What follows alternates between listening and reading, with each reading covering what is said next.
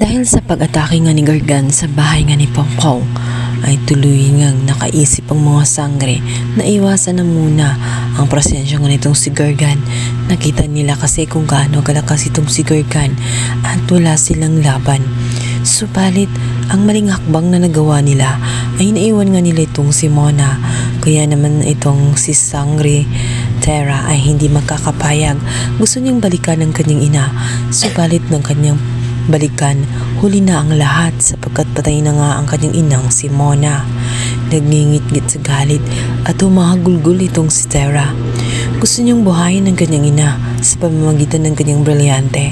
Ngunit kahit anong gawin niya, kahit magsisisigaw pa siya at kahit anong gawin niyang pagutos, ay hindi na sumusunod ang brilyante ng lupa sapagkat huli na, wala nang buhay ang kanyang ina kaya hindi na kayang buhayin ng kanyang brilyante. Sa kabilang banda, patuloy pa rin ang pagdududa nga nitong si Alena.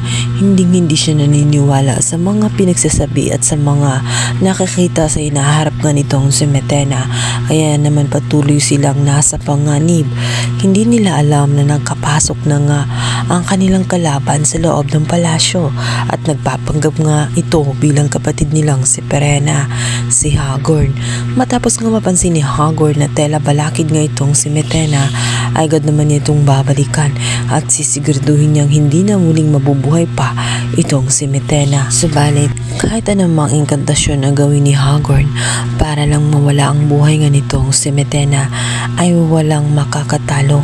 Kumbaga, hindi pa rin ito tatalab sapagkat itong si Metena ay protektado ng kanyang kapatid ng pataluman na itong si Cassiopeia. At dito niya malalantad at makukumpirma nga dahil sa pagpunta nga ni Hagorn. Malapit nang susuko noon itong si Metena dahil na rin sa hindi siya pinapakinggan. Hindi na nga niya rin alam noon kung paano nga ipagpatuloy pa ang pagsubok na ginawa ng kanyang kapatid na si Cassiopeia. Hindi niya alam kung paano malagpasan. Ngunit nung makita niya ang presensya nga ni Hagorn dahil sa apoy na lumapit sa kanya, dito niya nararamdaman na nanganganib ang Encantadia at kailangan siya.